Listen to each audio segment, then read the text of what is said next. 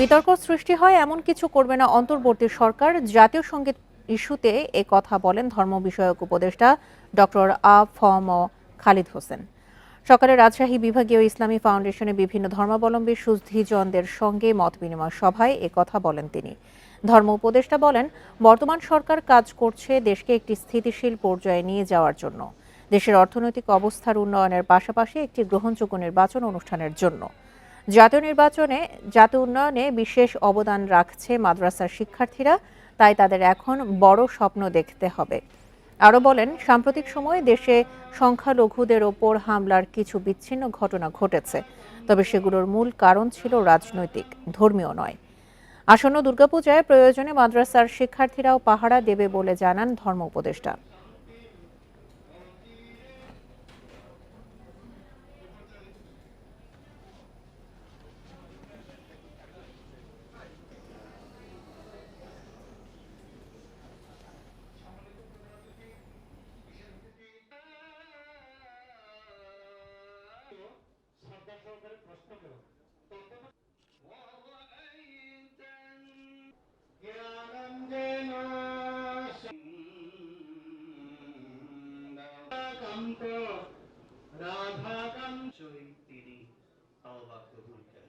এগুলো একটা বিতর্ক সৃষ্টির প্রয়াস। আমাদের প্রধান উপদেষ্টাও বারবার বলেছেন, বিতর্ক সৃষ্টি হয় এমন কোনো জায়গায় আমরা হাত দেব না। আমরা হলাম ইন্টারিম গভর্নমেন্ট, অন্তর্বর্তীকালীন সরকার। আমাদের দায়িত্ব হচ্ছে ল অ্যান্ড অর্ডার সিচুয়েশনকে রেস্টোর করা। শ্রমিক অসন্তোষ এবং বহিরাগতদের তৎপরতায় 3 দিন বন্ধ থাকার পর সকাল থেকে চালু হয়েছে সাভার ও গাজীপুর শিল্পাঞ্চলের বেশিরভাগ কারখানা। কাজে ফিরেছেন পোশাক শ্রমিকরা, তবে মালিক পক্ষের দাবি, পোশাক খাতকে অস্থিতিশীল করতে এখনও ষড়যন্ত্র চলছে। গত কয়েকদিনে শ্রমিক অসন্তোষ ও বহিরাগতদের তৎপরতায় অশান্ত হয়ে ওঠে সাভার ও গাজীপুরের শিল্পাঞ্চল। নিরাপত্তা ব্যবস্থা জোরদার করায় সকাল থেকে কারখানায় আসতে থাকে পোশাক শ্রমিকরা। বিজিএমের সিদ্ধান্ত ও নিরাপত্তার আশ্বাসে কারখানা খোলা রাখার সিদ্ধান্ত নেয় মালিকরা। গাজীপুরে 2072টি কারখানার মধ্যে 90% কারখানা খুলেছে সকাল থেকে। আমাদের তো স্থায়ীভাবে কোনো বাড়ি নেই, দেখা যায় মাস শেষে বাড়ি ভাড়া দিতে আমরা ধিমশিম খেয়ে যাব। পোশাক কারখানা বদ্ধ হলে এরকম ঝামেলার মধ্যে আমরা পড়ে যাব। বহিরাগত লোকজন এসে গেটের সামনে অনেক ভিড় করতেছে, অনেক লোক জামায়াত হইতেছে একসঙ্গে, আমরা অনেক আতঙ্কে আছি। মালিক পক্ষ জানায়, চাকরির দাবি করে একদল বহিরাগত পোশাক খাতকে অস্থিতিশীল করার চেষ্টা এখনো করে যাচ্ছে। যারা বিশৃঙ্খলা করছে তাদের মধ্যে থেকে আমরা কিছু বিষয় আমরা পয়েন্ট আউট করেছি, যেগুলো হচ্ছে হয়তো 10 জন গন্ডগোল করতেছে, তাদের মধ্যে আমরা বলতেছি যে ঠিক আছে তোমাদের সিভি দাও, তোমাদের চাকরি দিব। তো তার মধ্যে 9 জনই সরে যাচ্ছে, কারণ সে আসলে প্রকৃতপক্ষে শ্রমিক না, কোনো জায়গায় কোনো ফ্যাক্টরিতে সে কখনো কাজ করেনি। উচ্ছৃঙ্খলতাই তার মূল উদ্দেশ্য। কঠোর নিরাপত্তা ব্যবস্থার মধ্য দিয়ে সাভারের বেশিরভাগ কারখানায় যোগ দিয়েছেন পোশাক শ্রমিকরা। শিল্পাঞ্চলের নাশকতা এড়াতে সতর্ক অবস্থানে রয়েছে যৌথ বাহিনী। রাস্তার মধ্যে কোনো ধরনের কোনো ভ্যান্ডালিজম বা সহিংসতা নাই। আজকে সেনাবাহিনী সহ industrial police, district police, RAB, BGB সকলেই আমরা দায়িত্ব পালন করছি এই এলাকায় সকাল থেকে ভোরবেলা থেকেই। তবে সাভারের বেশ কয়েকটি কারখানার শ্রমিকরা কাজে যোগ দেওয়ার পর বিভিন্ন দাবি জানিয়ে বেলা 11টার পর আবার ফ্যাক্টরি থেকে বের হয়ে যায়। অর্থনৈতিক সংকট সহ নানা কারণে 13টি কারখানার উৎপাদন এখনো বন্ধ রয়েছে। Sadequr Rahman Siddiqui, independent news. ওষুধ শিল্প কারখানায় শ্রমিক অসন্তোষে এখনও বন্ধ রয়েছে কমপক্ষে 15টি কারখানা। শনিবার কয়েকটি কারখানা উৎপাদনে গেলেও স্কয়ার, ইনসেপ্টা, হেলথ কেয়ারের মতো বড় প্রতিষ্ঠানগুলো বন্ধ। 2 সপ্তাহেরও বেশি সময় শ্রমিক সংগঠনগুলোর আন্দোলনে টালমাটাল সাভার, আশুলিয়া, গাজীপুরে অবস্থিত বিভিন্ন ওষুধ উৎপাদনকারী কারখানা। ওষুধ শিল্প মালিকদের দাবির মুখে কারখানাগুলোর প্রবেশ মুখে সেনা মোতায়েন করা হলেও কমেনি অস্থিরতা। ওষুধ শিল্প সমিতির প্রধান নির্বাহী কর্মকর্তা মেজর জেনারেল অবসরপ্রাপ্ত মোস্তাফিজুর রহমান জানান, ইনসেপ্টা, জেএমআই, হেলথ কেয়ার সহ প্রায় 15টি ওষুধ কারখানা এখনও বন্ধ রাখতে বাধ্য হয়েছেন তারা। শ্রমিকদের দাবির মুখে বেশিরভাগ কারখানায় এমন কিছু কর্মকর্তাকে ফোর্স রিজাইন দেওয়া হয়েছে, যাদের ছাড়া কারখানা চালানো প্রায় অসম্ভব। জিম্মি করে এ ধরনের ঘটনাও ঘটেছে। শিগগিরই সব কারখানা চালুর বিষয়ে সব মহলের সঙ্গে আলোচনা চলছে বলেও জানান ওষুধ শিল্প সমিতির সিইও মুস্তাফিজুর রহমান।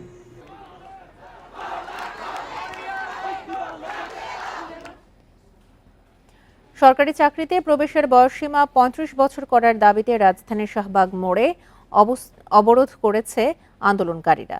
ফলে বন্ধ রয়েছে সড়কের যান চলাচল।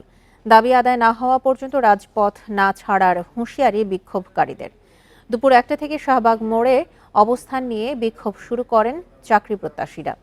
সড়ক অবরোধের কারণে সবগুলো সড়কে দেখা দেয় তীব্র যানজট। আন্দোলনকারীরা বলছেন ১৬২টি দেশে চাকরিতে আবেদনের বয়সসীমা কমপক্ষে ৩৫ বছর। বেশ কিছু দেশে কোনো বয়সসীমাই নেই। ভারত সহ উন্নত দেশগুলো অনেক গবেষণা করেই আন্তর্জাতিক মানদণ্ড মেনে বয়সসীমা ন্যূনতম ৩৫ বছর করেছে। নতুন বাংলাদেশে এই বৈষম্য মানেন না বলেও জানান তারা। সড়ক অবরোধের আগে বেলা ১১টার দিকে জাতীয় জাদুঘরের সামনে সমাবেশ করেন বিক্ষুব্ধরা। সমাবেশে সারা দেশের চাকরি প্রত্যাশীরা অংশ নেয়।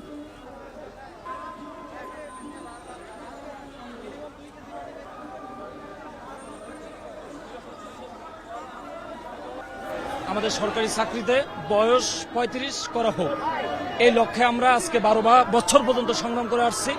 আমাদের সংগ্রামে কোনো ডাকে সাড়া দেয়নি।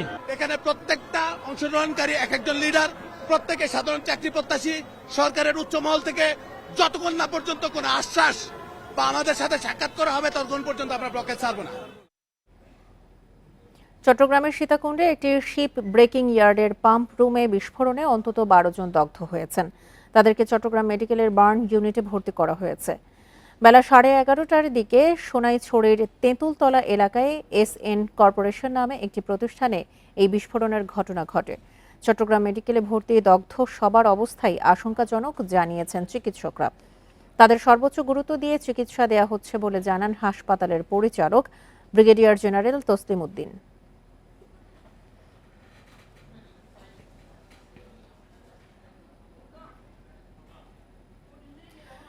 দগ্ধদের খবর নিয়ে আরো জানাতে চট্টগ্রাম থেকে জানাচ্ছেন সহকর্মী আলমগীর সবুজ।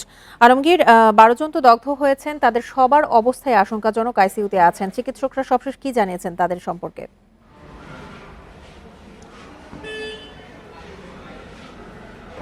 যারা চট্টগ্রাম মেডিকেল কলেজ হাসপাতালে বার্ন ইউনিটের চিকিৎসাধীন, তাদের মধ্যে আমরা সর্বশেষ ১২ জনকে এখানে আনা হয়েছে এবং তাদের মধ্যে কয়েকজনকে আমরা অন্তত ৫ জনকে জানি যে তাদেরকে আইসিইউতে রাখা হয়েছে এবং চিকিৎসকরা বলছেন বেশিরভাগেরই আসলে অবস্থা আশঙ্কাজনক এবং তাদের ৯০% পুড়ে গেছে বলে আমাদেরকে জানিয়েছেন এবং চিকিৎসকরা বলছেন তারা সর্বোচ্চ চেষ্টা করছেন তাদেরকে চিকিৎসা সেবা দিতে এবং যারা আইসিইউতে আছেন সভাপতি তাদের অবস্থা বেশি আশঙ্কাজনক এবং চিকিৎসকরা বলছেন যারা আসলে দগ্ধ তারা সবাই আসলে আশঙ্কাজনক এবং অধিকাংশের ৯০% তারা পুড়ে গেছে এবং তারা বলছেন আরেক কয়েকদিন যাওয়ার পরে আসলে আরও বেশি নিশ্চিত হওয়া যাবে এবং এখানে স্বজনরা আসছেন এবং এই মুহূর্তে আসলে তারা নিবিড়ভাবে তাদের চিকিৎসা ব্যবস্থা চালাচ্ছেন এবং তারা বলছেন প্রয়োজনে যদি তাদেরকে ঢাকা স্থানান্তর করতে হয় তারা সেটাও করবেন বলে আমাদেরকে জানিয়েছেন এবং আপনারা জানেন যে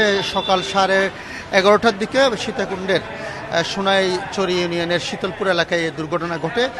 SN যে শিপ ইয়ার্ডে সেখানে পাম্প রুমে জাহাজ কাটার সময় বিস্ফোরণ ঘটে, সেই সময় সেখানে আগুন ধরে যায় এবং ফায়ার সার্ভিসের কর্মীরা পরে গিয়ে আগুন নিয়ন্ত্রণে আনে। এর মধ্যে আসলে আমরা জেনেছি 12 থেকে 15 জন আহত হয়েছে, যাদের মধ্যে 12 জনকে চট্টগ্রাম মেডিকেল কলেজ হাসপাতালের বার্ন ইউনিটে আনা হয়েছে এবং বাকিদের স্থানীয়ভাবে চিকিৎসা দেওয়া হয়েছে। এখানে যারা তাদেরকে নিয়ে এসেছেন তারা আমাদেরকে বলেছেন যে তারাও আসলে খবর পেয়ে সেখানে গেছেন, বিস্তারিত তারা এখনো পর্যন্ত বলতে পারেনি। তারা বলছেন আসলে মূলত কাজ করার সময় এই দুর্ঘটনা ঘটে। সর্বশেষ যেটা আসলে চিকিৎসকরা আমাদের একটু আগে যেটা বলেছেন তারা তাদের সর্বোচ্চ চিকিৎসা সেবা দিচ্ছেন এবং চট্টগ্রাম মেডিকেল কলেজ হাসপাতালের পরিচালক তিনি তত্ত্বাবধান করছেন। তারা বলছেন যদি তাদেরকে প্রয়োজনে ঢাকা নিয়ে যেতে হয় সেটাও তারা করবেন এবং 5 জনকে আমরা জেনেছি তাদেরকে আইসিইউতে রেখে চিকিৎসা দেওয়া হচ্ছে। সবারই অবস্থা আশঙ্কাজনক। চট্টগ্রামের সীতাকুণ্ডে শিপ ব্রেকিং ইয়ার্ডে পাম্প বিস্ফোরণের দুর্ঘটনা নিয়ে সবশেষ তথ্য জানাচ্ছিলেন সহকর্মী আলমগীর সবুজ। সিরাজগঞ্জে বঙ্গবন্ধু সেতুতে ট্রাকের পেছনে বাসের ধাক্কায় প্রাণ গেল বাবা ছেলে সহ 3 জনের। এ ঘটনায় আহত হয়েছেন আরও 10 জন। বাসটির দ্রুত গতির জন্যই দুর্ঘটনা বলে জানা গেছে। শনিবার ভোরে সিরাজগঞ্জ থেকে ঢাকার উদ্দেশ্যে ছাড়ে ঢাকা এক্সপ্রেসের বাসটি। বঙ্গবন্ধু সেতুর উপর দ্রুতগতির বাসটি একটি ট্রাককে পেছন থেকে ধাক্কা দেয়। এতে বাসের সামনের অংশ দুমড়ে মুচড়ে যায়। বাসে ছিলেন বাসটির মালিক রহিজউদ্দিন এবং তার ছেলে আলিফ রিপু। ঘটনাস্থলেই মৃত্যু হয় তাদের। প্রাণ গেছে বাসের যাত্রী চন্দ্রশেখর সাহারও। পড়ে গেছে, দাদা পড়ে গেছিল, পরে বলে টাকে বলে এসে দাদার মাথায় আঘাত লাগছে। ঢাকা এক্সপ্রেস গাড়ি সকাল 5টা 4:30 পরে যমুনা সেতুর দুর্ঘটনা, সড়ক দুর্ঘটনায় সুপারভাইজার হেল্পার অর্থাৎ গাড়ির মালিক সুপারভাইজার, ওই হেল্পারও মালিক, ওরা বাপ বেটা দুজনই মারা গেছে, যাত্রী একটা মারা গেছে। সেতু ব্রিজের উপরে মনে উঠছে, তখন ওই সময় বউ চিকুর দিয়েছে, বেটার বউ সাথে ছিল, তখন চিকুর দিয়েছে। আপনাকে কি হয়েছে, কয় যে কড্ডার মধ্যে অ্যাক্সিডেন্ট হয়েছে, উনি মানে সেন্স হারা ফেলাইছে। খবর পেয়ে ঘটনাস্থলে পৌঁছে আহতদের উদ্ধার করে হাসপাতালে পাঠায় পুলিশ। তারা সবাই আশঙ্কামুক্ত বলে জানা গেছে। ভোরবেলা ভোর 5টার সময় অনেক অফিসগামী ব্যবসায়ী লোকজন থাকে ঢাকায় বিভিন্ন অফিস আদালতে কাজকর্ম করার জন্য। তারা এই চালক দ্রুত গতিতেই বা বেপরোয়া গাড়ি চালানোর কারণেই এই দুর্ঘটনা বলে আমার ধারণা। দুর্ঘটনা কবলিত বাসটি বঙ্গবন্ধু সেতুর পশ্চিম থানায় রাখা হয়েছে। আর পালিয়ে গেছেন বাস ও ট্রাকের চালক। Independent news. আপনারা দেখছেন সমগ্র বাংলাদেশ। পূর্ণ অটোমেটেড মেশিনে তৈরি সাপোর্ট ফাইবার গ্লাস শীট, ব্যবসা এবার হবেই হিট। লক্ষ্মীপুর, নোয়াখালী, ফেনী ও কুমিল্লার বন্যা পরিস্থিতির উন্নতি হয়েছে। বসত বাড়ি থেকে পানি নামতে শুরু করায় আশ্রয় কেন্দ্রে বানভাসীর সংখ্যা কমতে শুরু করেছে। এখন চলছে ক্ষয়ক্ষতি নিরূপণের কাজ। লক্ষ্মীপুরে বন্যা পরবর্তী ক্ষয়ক্ষতির চিহ্ন স্পষ্ট হতে শুরু করেছে। জেলা ত্রাণ ও পুনর্বাসন কর্মকর্তা ইউনুস মিয়া জানিয়েছেন, এখনও অনেক এলাকায় পানি রয়েছে, তবে যেসব এলাকায় পানি নেমে গেছে সেখানে মৎস্য, কৃষি সহ বিভিন্ন খাতে প্রায় 1,000 কোটি টাকার ক্ষয়ক্ষতি হয়েছে। নোয়াখালীতে এখনও পানির নিচে বেগমগঞ্জ, চাটখিল, সোনাইমুড়ি ও সেনবাগ উপজেলা। কুমিল্লায় বন্যায় প্রায় 3.5 কোটি টাকার ক্ষয়ক্ষতি হয়েছে বলে জানিয়েছে জেলা ত্রাণ ও দুর্যোগ ব্যবস্থাপনা কার্যালয়।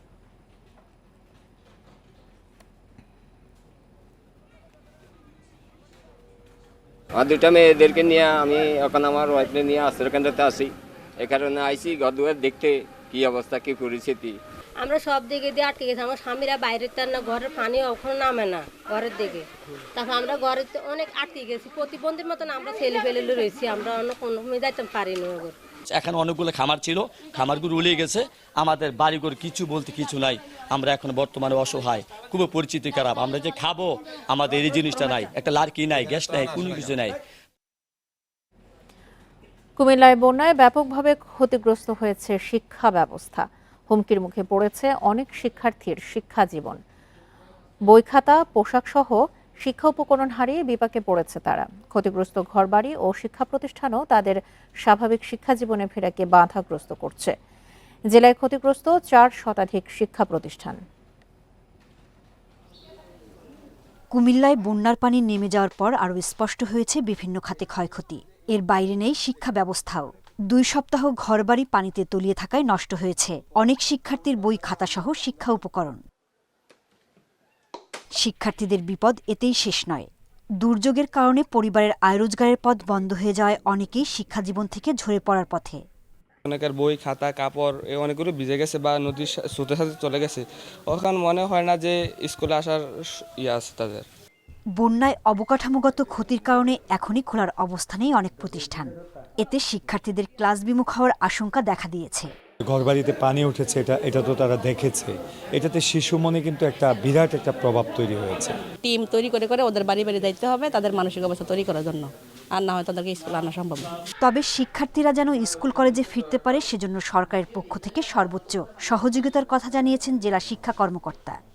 যদি এইরকম কোনো শিক্ষার্থী থাকে যে তার বই পুস্তক নষ্ট হয়েছে অথবা জামা কাপড় অথবা স্কুলের আসার ক্ষেত্রে যদি তাদের কোনো খাদ্যের চাহিদাও যদি পূরণ করতে হয়, সেই ক্ষেত্রেও আমরা কমিটির মাধ্যমে এটা ব্যবস্থা নিতে পারব। সাম্প্রতিক বন্যায় ক্ষতিগ্রস্ত 104টি প্রাথমিক এবং 205টি মাধ্যমিক বিদ্যালয় ও কলেজ। এছাড়াও ক্ষতিগ্রস্ত 123টি মাদ্রাসা। Independent news. কুমিল্লার বন্যা পরবর্তী পরিস্থিতি নিয়ে জানাতে এই মুহূর্তে যোগ দিচ্ছেন সহকর্মী তানভীর খন্দকার। তানভীর, বন্যায় তো বাড়িঘর ক্ষতিগ্রস্ত হয়েছেই, সাথে সাথে সড়ক যোগাযোগ, শিক্ষা প্রতিষ্ঠান এবং ফসলি জমিরও ব্যাপক ক্ষয়ক্ষতি হয়েছে। এই মুহূর্তে বন্যা পরবর্তী অবস্থা থেকে উত্তরণের ক্ষেত্রে প্রশাসনিকভাবে কোনো উদ্যোগ দেখেছেন কিনা?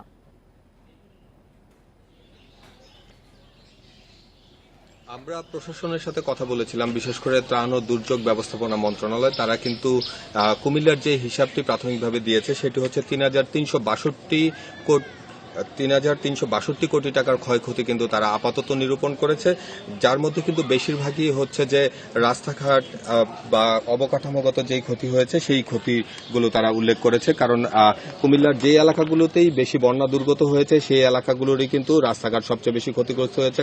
আর আমরা যেটি জেনেছি যে কুমিল্লাতে সর্বমোট ৮২,৭৫৫টি বাড়িঘর ক্ষতিগ্রস্ত হয়েছে, যার মধ্যে 867টি বাড়িঘর কিন্তু একেবারে বিনষ্ট হয়ে গেছে। অর্থাৎ এই বাড়িঘরগুলোতে আসলে থাকার মতো আর কোনো অবস্থা নেই। আর ত্রাণ ও দুর্যোগ ব্যবস্থাপনা অধিদপ্তর থেকে আসলে আমাদেরকে যেটি জানানো হয়েছে, তারা এই মুহূর্তে আসলে তথ্য সংগ্রহ করার চেষ্টা করছে যে আসলে কে কি পরিমাণে ক্ষতিগ্রস্ত হয়েছে সেগুলো, যারা সম্পূর্ণ ক্ষতিগ্রস্ত হয়েছে, কেউ আংশিক ক্ষতিগ্রস্ত হয়েছে, অথবা কারো শুধু খাদ্য সহায়তা এবং শিক্ষা এবং ঔষধ সহায়তা দরকার, সেই বিষয়গুলো তারা আসলে বের করার চেষ্টা করছেন। তারপরেই আসলে কাদেরকে কি পরিমাণ সহায়তা করা হবে সেই বিষয়গুলো করবেন। তবে এখনো পর্যন্ত কিন্তু মাঠ পর্যায়ে কাউকে এসে আমরা কোনো ধরনের সহযোগিতা করতে দেখিনি, যদিও তারা বারবার বলছে যে খুব দ্রুত সময়ের মধ্যে পুনর্বাসন যে ব্যবস্থা সেটি চালু করা হবে।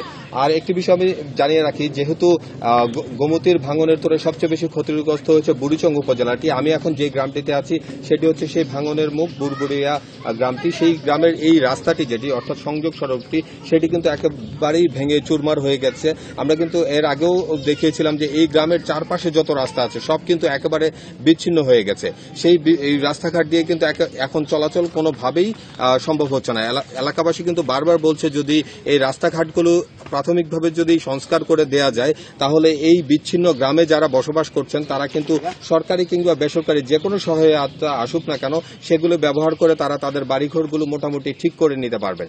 কিন্তু রাস্তাঘাট বিচ্ছিন্ন থাকলে কিন্তু যারা সহযোগিতা করতে আসছে তারাও কিন্তু সেই বাড়িঘরে যেতে পারছে না এবং কারা ক্ষতিগ্রস্ত হয়েছে সেগুলোতেও কিন্তু সাহায্য সহযোগিতা করতে পারছে না। একটি বিষয় আপনার কাছে একটু জানতে চাই, বিভিন্ন শিক্ষা প্রতিষ্ঠান কিন্তু এই সময় আশ্রয় কেন্দ্র হিসেবে ব্যবহার করা হয়েছে। সেক্ষেত্রে শিক্ষা প্রতিষ্ঠানও প্রায় 4 শতাধিকের মতো শিক্ষা প্রতিষ্ঠান ক্ষতিগ্রস্ত হয়েছে। সরকারের পক্ষ থেকে কিন্তু সর্বোচ্চ সহযোগিতার কথা জানিয়েছে জেলা শিক্ষা কর্মকর্তা। শিক্ষা ক্ষেত্রে কি ধরনের উদ্যোগ নেওয়া হয়েছে এই মুহূর্তে? জেলা শিক্ষা কর্মকর্তা আসলে যেটি জানিয়েছেন যে তারা এখনো পর্যন্ত বলছেন যেটি যে 430টিরও বেশি শিক্ষা প্রতিষ্ঠান আসলে অবকাঠামোগত ক্ষতি হয়েছে। অর্থাৎ যে অনেক শিক্ষা প্রতিষ্ঠানের সংযোগ সড়ক বিনষ্ট হয়েছে, একতলা শিক্ষা প্রতিষ্ঠানগুলোতে টুল টেবিল বেঞ্চ সেগুলো দীর্ঘদিন পানিতে তলিয়ে থেকে সেগুলো নষ্ট হয়েছে। তো তারা আসলে এই শিক্ষা প্রতিষ্ঠানগুলোকেও কিন্তু যাচাই বাছাই করছে যে আসলে কোন শিক্ষা প্রতিষ্ঠানের আসলে অবকাঠামোগত ক্ষতি হয়েছে, কাদের কাগজপত্র নষ্ট হয়েছে, আবার কোন শিক্ষা প্রতিষ্ঠানগুলো এখনো আশ্রয় কেন্দ্র হিসেবে ব্যবহার হচ্ছে। অর্থাৎ তারা কিন্তু এখন আসলে যাচাই বাছাই করছে। আশ্রয় কেন্দ্রগুলো থেকে মানুষগুলোকে সরিয়ে দিলে তাদের বাড়িতে যাওয়ার কোনো উপায় নেই, যে কারণে কিন্তু আশ্রয় কেন্দ্র যেসব স্কুল কলেজ সেখান থেকে মানুষজনকেও তারা মানবিকতার খাতিরে সরাতে পারছে না। এখন তারা আসলে দুই ধরনের সমস্যার মধ্যেই পড়েছে। তারপরেও তারা, আমরা কিছুক্ষণ আগেও গ্রামবাসীর সাথে কথা বলেছি যারা আশ্রয় কেন্দ্রে ছিল, তারা বলছে তাদের যেহেতু ঘরে যাবার কোনো উপায় নেই তাদেরকে সেখানেই থাকতে হবে। সেক্ষেত্রে উপজেলা প্রশাসন বা জেলা শিক্ষা অফিস কিন্তু দায়িত্ব নিয়ে সেই আশ্রয় কেন্দ্রগুলোর কয়েকটা রুমও কিন্তু খুলে দিলে কিন্তু তারা সেখানে থাকতে পারবে। আর অন্যদিকে কিন্তু দীর্ঘ সময় স্কুল কলেজ বন্ধ থাকলে শিক্ষার্থীরাও কিন্তু এই শিক্ষা ব্যবস্থা থেকে বিমুখ হয়ে যাবে, তারাও কিন্তু পরবর্তীতে ক্লাসে ফিরতে চাইবে না, সেই বিষয়টিও কিন্তু তারা মাথায় রাখছে। অর্থাৎ সব দিক বিবেচনা করে এই স্কুল কলেজগুলোকে পুনরায় খুলে দেয়া এবং সেগুলোকে আবার আশ্রয় কেন্দ্র হিসেবে ব্যবহার করার জন্য কি ব্যবস্থা নেওয়া যায় সেই বিষয়টি কিন্তু প্রশাসনের পক্ষ থেকে দেখা হচ্ছে। কিন্তু মানুষের দাবি যে এই মুহূর্তে যাদের বাড়ি ঘর নাই তাদেরকে এই আশ্রয় কেন্দ্র থেকে যেন সরিয়ে দেওয়া না হয়, তাহলে কিন্তু তারা এই রোদ বৃষ্টিতে গিয়ে অন্তত মাথা গোঁজার ঠাইটুকু হারাবে। তো সব মিলিয়ে কুমিল্লার বন্যা পরিস্থিতির উন্নতি হলো, আসলে পুনর্বাসনের যেই মাঠের চিত্র সেটি কিন্তু আমরা এখনো প্রশাসনিক কোনো আমরাও আশা করছি প্রশাসনিকভাবে সার্বিক উদ্যোগ নিয়ে আমরা এই বন্যা পরিস্থিতির ক্ষয়ক্ষতি কাটিয়ে স্বাভাবিক জীবনে ফিরতে পারব। কুমিল্লা থেকে জানাচ্ছিলেন তানভীর খন্দকার। উত্তর পশ্চিম বঙ্গোপসাগরে একটি লঘুচাপ অবস্থান করছে। এটি আরও ঘনীভূত হওয়ার শঙ্কা রয়েছে। এদিকে লঘুচাপ ও সক্রিয় মৌসুমী বায়ুর প্রভাবে রাজধানী সহ সারা দেশেই আজ বৃষ্টি হতে পারে। কোথাও কোথাও হতে পারে মাঝারি ধরনের বজ্র বৃষ্টি। এছাড়া চট্টগ্রাম ও সিলেট বিভাগের শঙ্কা রয়েছে ভারী বৃষ্টিরও। আগামী 5 দিনে সারা দেশে বৃষ্টি আরও বাড়তে পারে। এ সময় তাপমাত্রাও কিছুটা কমতে পারে। ভোর 6টা পর্যন্ত গত 24 ঘন্টায় দেশের সর্বোচ্চ বৃষ্টির রেকর্ড করা হয় সন্দ্বীপে 96 মিলিমিটার। এ সময় সর্বোচ্চ তাপমাত্রা ছিল সিলেট, বগুড়া ও সিরাজগঞ্জের তাড়াশে 36.5 ডিগ্রি সেলসিয়াস।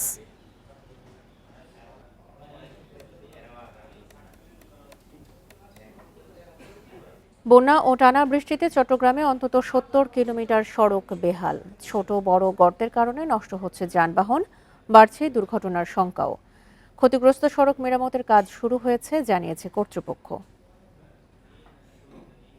বন্যা ও জলাবদ্ধতার কারণে চট্টগ্রাম নগরীর বহদ্দারহাট, মুরাদপুর, হামজারবাগ, বিমানবন্দর সড়ক, অক্সিজেন সড়ক সহ নানা সড়ক ক্ষতিগ্রস্ত হয়। নগরবাসীর অভিযোগ, দীর্ঘদিন মেরামত না করার কারণে বেহাল সড়ক, দুর্ঘটনার শঙ্কায় চালকরা। আমার অনেক টাকা খরচ হয়েছে, গাড়িটা চাল হয়ে গেছে, চাক্কা এগুলো ঠিক করেছে, যে রাস্তা এই অবস্থা আজকে 3 থেকে 4 মাস ধরে। ফ্লাইওভার করার পর থেকে এই রাস্তাটাই পাশে ঠিক করে নাই, এখন পর্যন্ত ভাঙা। এখানে বৃষ্টি হইলে যত পানি ওঠে এখানে শত শত গাড়ি নষ্ট হয়। আমরা সারাক্ষণই ভয়ে থাকি কখন গাড়িটা উল্টে যায়। ইতিমধ্যে কয়েকটি গাড়ি উল্টেছে। ভুক্তভোগীরা বলছেন, সড়কে ছোট বড় গর্তের কারণে নষ্ট হচ্ছে যানবাহন, গাড়ি মেরামতে গুনতে হচ্ছে বাড়তি টাকা। দ্রুত সড়ক মেরামতের দাবি সংশ্লিষ্টদের। এখন কোনো যথাযথ কর্তৃপক্ষ নাই যে আমরা তাদের কাছে বিচার দিব। এখন আমরা সংশ্লিষ্ট যারা এটার সাথে সংযুক্ত সকলের কাছে অনুরোধ করবো যেন মহাসড়কগুলো খুব দ্রুত সময়ের মধ্যে যেন নিরাপদ করে। নগরীর সড়ক সংস্কারে 7 বছরে ব্যয় হয়েছে 2,500 কোটি টাকা। প্রায় 70-80 কিলোমিটার সড়ক ক্ষতিগ্রস্ত হয়েছে এবং আমরা ইতিমধ্যে কাজ শুরু করে দিয়েছি। আগামী আশা করছি যদি বৃষ্টি না হয়, আগামী 2 সপ্তাহের মধ্যে হয়তো আমরা এগুলা মোটামুটি রিপেয়ার কাজটা করতে পারবো। অভিযোগ রয়েছে, নিম্নমানের সামগ্রী দিয়ে কাজের কারণে বিপুল ব্যয়েও পুরোপুরি সুফল পাচ্ছে না নগরবাসী। Ahsan Riton, independent news, Chattogram. নোয়াখালীর বন্যা কবলিত এলাকায় বাড়তি দামে কিনতে হচ্ছে নৌকা, মাঝিরা ভাড়াও নিচ্ছেন বেশি। এতে ত্রাণ ও উদ্ধার কাজ ব্যাহত হওয়ায় বিপাকে পড়েছেন পানিবন্দীরা। নৌযান সরবরাহের জন্য বিত্তবানদের এগিয়ে আসার আহ্বান জানিয়েছেন জেলা প্রশাসক।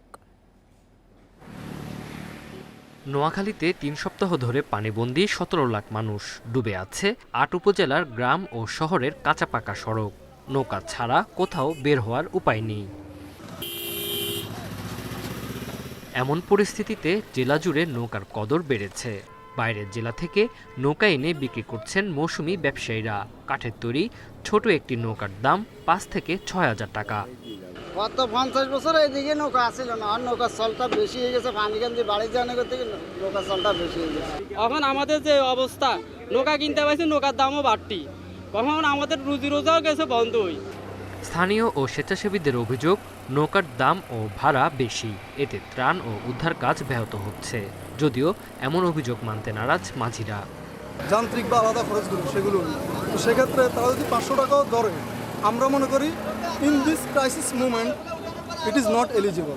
এই বন্যাতে নোয়াখালীর যে বা স্পেশালি বেগমুন্দ স্বেচ্ছাসেবী সংগঠন যারা কাজ করছে, তাদের সবাইকে একমাত্র নৌকার উপরেই কিন্তু নির্ভর করতে হচ্ছে। ধরেন এখান থেকে রেললাইন পর্যন্ত 300 টাকা, আর মানুষ 6,500 টাকা চাইছে, বেশি কিছু চাইতেছি না, সীমিতের ভিতরে আছে সবগুলো। এ অবস্থায় বিত্তবানদের বন্যা কবলিত এলাকায় ত্রাণ সামগ্রী দেওয়ার জন্য নৌকা সরবরাহের আহ্বান জানিয়েছেন জেলা প্রশাসক। অনেক এলাকায় এত বেশি পানি, নৌকা নেই। নৌকা সংগ্রহ আমরা কিছু করেছি, কিন্তু প্রথম থেকে আমাদের নৌকা ছিল না। এখন আমাদের প্রচুর নৌকা দরকার। আমাদের বিভিন্ন জায়গায় আমরা বলেছি, আমরা নৌকা চেয়েছি। নৌকা যদি হয় তাহলে আমরা প্রতিটা একেবারে ডুর আমরা যেতে পারবো। জেলার 116টি আশ্রয় কেন্দ্রে প্রায় 2 লাখ মানুষ ঠাঁই নিয়েছে। Independent news. খাগড়াছড়িতে বন্যার্ত 950 পরিবারকে 7 দিনের খাদ্য সামগ্রী দিয়েছে রেড ক্রিসেন্ট। সকালে খাগড়াছড়ি রেড ক্রিসেন্ট ইউনিট প্রাঙ্গণে এই আয়োজন করা হয়। অনুষ্ঠানের প্রধান অতিথি হিসেবে উপস্থিত ছিলেন খাগড়াছড়ি সদর জোনের zone commander lieutenant colonel Abul Hasnat Jewel. খাদ্য সামগ্রীর মধ্যে রয়েছে চাল, ডাল, তেল, লবণ, চিনি ও সুজি। ভবিষ্যতে এই ধরনের ত্রাণ কার্যক্রম অব্যাহত থাকবে বলে জানান আয়োজকরা। সাম্প্রতিক বন্যায় খাগড়াছড়িতে প্রায় 40,000 পরিবার ক্ষতিগ্রস্ত হয়েছে।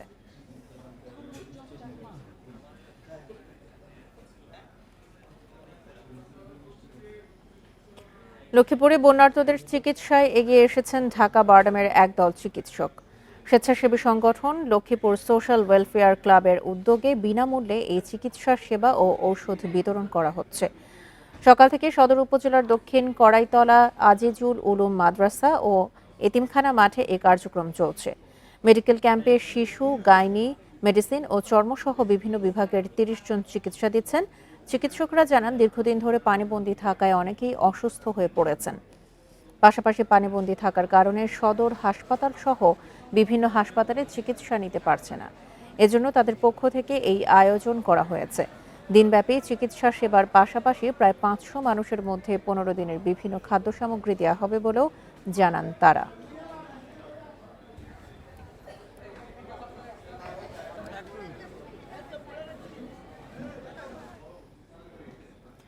চাঁদপুরের পুরান বাজার এলাকায় আধিপত্য বিস্তার নিয়ে বিএনপির দুপক্ষের সংঘর্ষে আহত হয়েছে অন্তত 50 জন।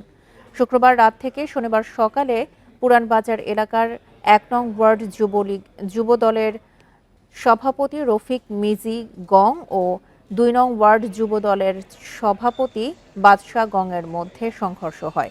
এতে উভয় পক্ষের 50 জন আহত হন।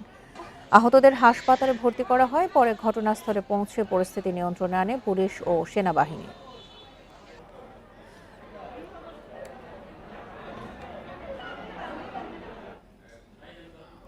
চট্টগ্রাম ওয়াসার ব্যবস্থাপনা পরিচালক সহ সংস্থাটির সামগ্রিক অনিয়ম দুর্নীতি তদন্তে অনুসন্ধান শুরু করেছে স্থানীয় সরকার বিভাগ। সকালে ওয়াসা ভবন পরিদর্শনে আসে স্থানীয় সরকার বিভাগের মহাপরিচালক সহ 3 সদস্যের তদন্ত কমিটি। কমিটির সদস্যরা বিভিন্ন নথি খতিয়ে দেখেন, কথা বলেন ওয়াসার ব্যবস্থাপনা পরিচালক সহ প্রকল্প সংশ্লিষ্টদের সাথে। তদন্ত শেষে দ্রুত দুর্নীতির সাথে জড়িতদের বিরুদ্ধে প্রতিবেদন জমা দেওয়ার আশ্বাস দেন তদন্ত কমিটির প্রধান। ওয়াসা ব্যবস্থাপনা পরিচালকের দাবি, কোনো প্রকল্পে দুর্নীতি হয়নি। তাদেরকে ডাকিনি, কারণ আমরা সুনির্দিষ্টভাবে কোনো ক্যাব বা কোনো অভিযোগকারীর বক্তব্যের প্রেক্ষিতে আসিনি। আমরা সামগ্রিকভাবে যে সমস্ত অভিযোগ রয়েছে সেগুলোর বস্তুনিষ্ঠতা দেখার জন্য এসেছি। হামলার অভিযোগে জরুরি সেবা ছাড়া সব সেবা বন্ধ রেখেছেন শরীয়তপুর সদর হাসপাতালের চিকিৎসক কর্মচারীরা। দুপুর থেকে তারা সেবা দেওয়া বন্ধ রাখেন। হাসপাতাল কর্তৃপক্ষ জানায়, বেলা 11:30টার দিকে শারমিন নামে এক রোগী হাসপাতালের জরুরি বিভাগে ভর্তি হন। এ সময় রোগীর ভর্তি ফাইল নিয়ে বাকবিতণ্ডা থেকে চিকিৎসক ও কর্মচারীদের উপর হামলা চালায় রোগীর স্বজনরা। খবর পেয়ে পুলিশ পরিস্থিতি নিয়ন্ত্রণে আনে। ঘটনাস্থল পরিদর্শন করেছেন সেনাবাহিনীর সদস্যরা।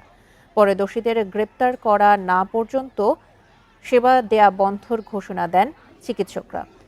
এদিকে কর্মবিরতির কারণে দুর্ভোগে পড়েছেন রোগীরা। চিকিৎসকদের সেবা কাজে ফেরাতে কোনো উদ্যোগ নেয়নি হাসপাতাল কর্তৃপক্ষ।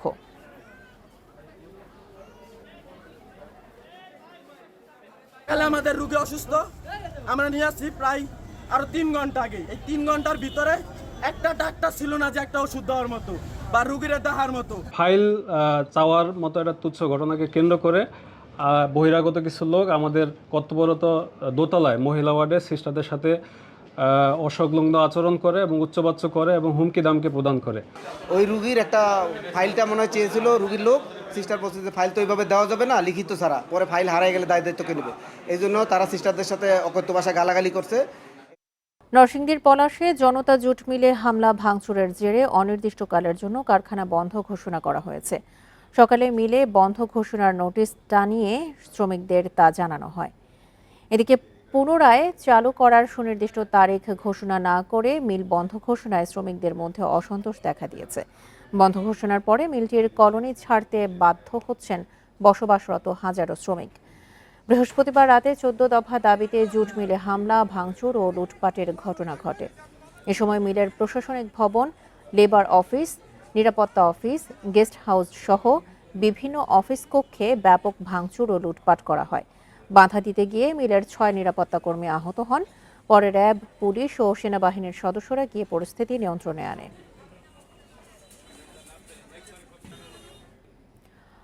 আন্দোলনের মুখে অনুমোদনহীন 2 কোর্সের 181 জন শিক্ষার্থীর টাকা ফেরতে রাজি হয়েছিল শরীয়তপুরের ZH শিকদার বিজ্ঞান ও প্রযুক্তি বিশ্ববিদ্যালয় কর্তৃপক্ষ। তবে কয়েক বছর পার হলেও পুরো টাকা ফেরত পাননি শিক্ষার্থীরা। নেওয়া হয়নি দায়ী ব্যক্তিদের বিরুদ্ধে কোনো ব্যবস্থাও। শরীয়তপুরের ভেদরগঞ্জে 2012 সালে বেসরকারি ZH শিকদার বিজ্ঞান ও প্রযুক্তি বিশ্ববিদ্যালয়ের যাত্রা শুরু হয়। 4টি অনুষদে 12টি বিভাগ পরিচালনার অনুমোদন আছে প্রতিষ্ঠানটির। তবে 2016 সালে অনুমোদন ছাড়াই আরও 2টি কোর্সে ভর্তি করে প্রতিষ্ঠানটি। পরে আইন ও ইংরেজিতে মাস্টার্স প্রোগ্রামের অনুমোদন না থাকার বিষয়টি সামনে আসে। 2019 সাল পর্যন্ত শিক্ষার্থী ভর্তি করা হয় 15টি ব্যাচে। অনুমোদন না থাকায় পুরো কোর্স সম্পন্ন করেও সনদ পাননি 181 শিক্ষার্থী। আমরা জানতাম না টোটাল মাস্টার্সের কোর্সটা কমপ্লিট করে, কিন্তু যখন আমরা অ্যাপ্লাই করতে যাই সিবিটিভি সব নিয়ে যখন অ্যাপ্লাই করতে যাই সেই ক্ষেত্রে একটা সমস্যার সম্মুখীন অবশ্যই হয়েছে। তখন একটা প্রতারণার যে আমরা শিকার হয়েছে সেটা আমরা তখন বুঝতে পারি। সেই 2017 সাল থেকে আজকে 2024 সাল পর্যন্ত তারা বিভিন্ন তাল বাহানা সহ নানানভাবে কোর্সের অনুমোদন হয়ে যাবে, ইউজিসি থেকে অনুমোদন আসতেছে এগুলো বলে কালক্ষেপণ করছে। অ্যাপ্লাই করতে গেলে বলে যে এখানে তো অনুমোদন নাই, আপনারা মাস্টার্স করছেন, এখানে তো অনুমোদন নাই, তাহলে এখানে আমাদের চাকরি হয় নাই, জব হয় নাই। অনুমোদনহীন 2 প্রোগ্রামে 181 শিক্ষার্থীর কাছ থেকে নেওয়া হয় 1,08,000 টাকা। পরে আন্দোলনের মুখে শিক্ষার্থীদের ক্ষতিপূরণ দিতে রাজি হয় কর্তৃপক্ষ। তবে পরিশোধ করা হয় কেবল 37,27,000 টাকা। তারা যে মেধা এবং সময় যে ব্যয় করেছেন, এই মেধা এবং সময় এটা আমাদেরকে ফিরিয়ে দেওয়ার মতো আমাদের কোনো রকমেরই সক্ষমতা নাই। আমরা এজন্য বিশ্ববিদ্যালয়ের পক্ষ থেকে তাদের কাছে আমরা দুঃখ প্রকাশ করেছি। তাদের কাছ থেকে যে বিভিন্ন যে ফিসগুলো নেওয়া হয়েছে তারা দাবি করেছে, আমরা এর সিংহভাগ আমরা ছাড় দিয়েছি। কেবল অর্থ ফেরত নয়, অনিয়মের সঙ্গে জড়িতদের শাস্তিও দাবি করেছেন ভুক্তভোগী শিক্ষার্থীরা। Independent news. নারায়ণগঞ্জের রূপগঞ্জে স্ত্রীকে কুপিয়ে হত্যা করে পালিয়েছে স্বামী। এ সময় গুরুতর আহত হয় তাদের 5 বছরের সন্তান। ভোররাতে উপজেলার তেতলাবো এলাকায় এই ঘটনা ঘটে। নিহত রোকসানা বেগম বরগুনার তারিকাটা এলাকার শাহজাহান হাওলাদারের মেয়ে। পুলিশ ও স্বজনরা জানায়, স্ত্রী রোকসানা পরকীয়ায় জড়িত এমন সন্দেহে অনেকদিন ধরে স্বামী স্ত্রীর মধ্যে ঝগড়া চলছিল। এর জেরে শনিবার ভোরে 5টার দিকে স্ত্রী ও সন্তানকে কুপিয়ে গুরুতর আহত করে নুরুজ্জামান আনিস। পরে বোন গুরুতর অসুস্থ জানিয়ে রোকসানার ছোট ভাইকে ফোন করে আনিস। সকালে স্বজনরা বাড়িতে এসে রোকসানার মৃতদেহ দেখতে পেয়ে পুলিশে খবর দেয়। গুরুতর আহত শিশু জান্নাত ঢাকা মেডিকেল কলেজ হাসপাতালে চিকিৎসাধীন।